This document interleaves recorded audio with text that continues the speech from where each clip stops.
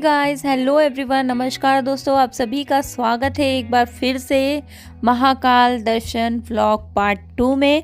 तो last vlog में आपको दिखाया था मैंने कि मैं पहुंच चुकी थी उज्जैन और वहां पे हम दर्शन के लिए होने जा रहे थे रेडी, स्नान ध्यान करके।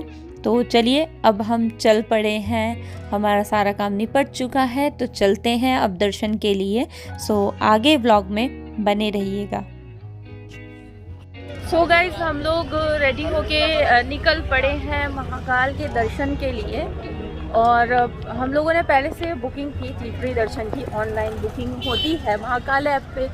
आप लोग अगर आ रहे हो तो आप लोग कर सकते हो वहाँ से। सो मैंने पहले से बुक कर रखा था, अभी वहीं पे जा रही हूँ मैं।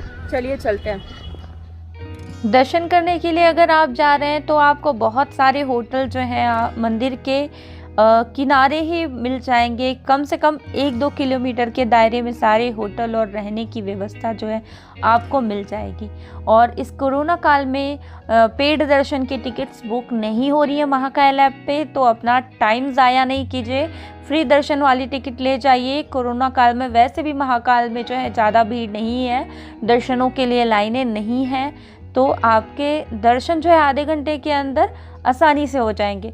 और फ्री दर्शन के लिए आपको जाना है गेट नंबर 7 तक, और गेट नंबर 7 से एंट्री है फ्री दर्शन के लिए। सो अगर आप जब निकलोगे वहाँ से तो सीधा ही रास्ता है, ऐसा कोई टेढ़ा मेढ़ा रास्ता नहीं है जो आपको पता ना चले। तो ये देखिए मैं अंदर जा चुकी हूँ और यहाँ आप टीवी में देख रहे होंगे कैमरा के थ्रू कि महाकाल जी की जो है अभिषेक चल रहा है, उनकी आरती के लिए तैयारी हो रही है। तो यहाँ पे मैंने कुछ क्लिप रिकॉर्ड की। यहाँ पे मंदिर के अंदर का जो प्रांगण है कुछ इस तरीके का है और ये मेन मंदिर में हम आ चुके हैं। आप सामने देख रहे होंगे कि भगवान भोलेनाथ का जो है श्रृंगार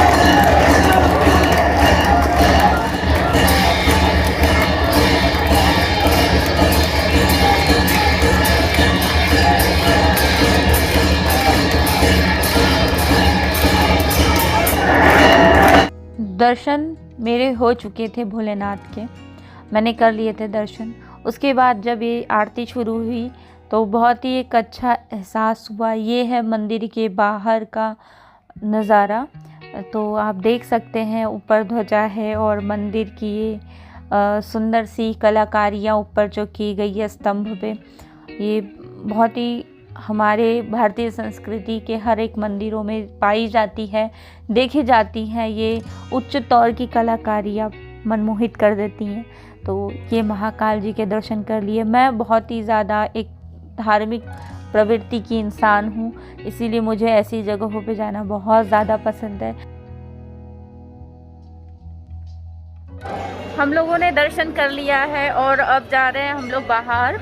और इसके बाद हम जाने वाले हैं काल भैरव जी के मंदिर में। कहते हैं कि महाकाल के दर्शन के बाद अगर काल भैरव जी के दर्शन ना किया जाए तो दर्शन अधूरा माना जाता है।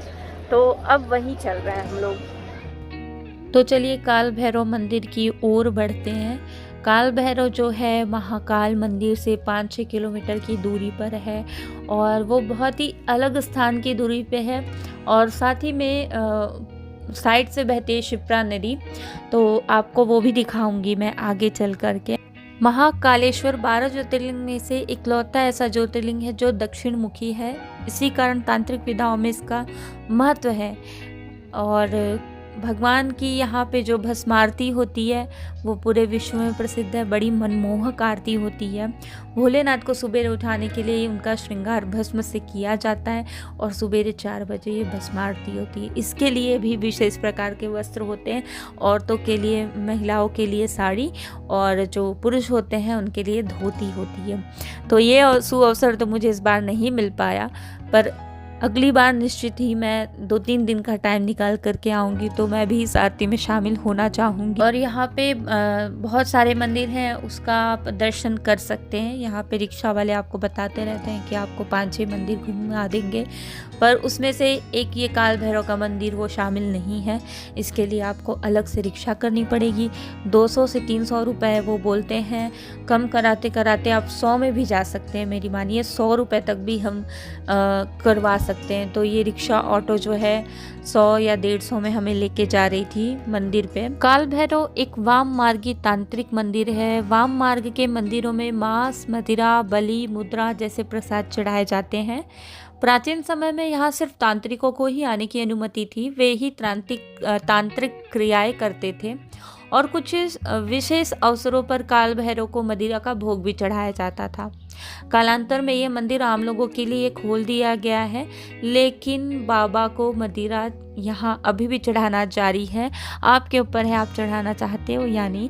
मैंने तो नहीं चढ़ाया।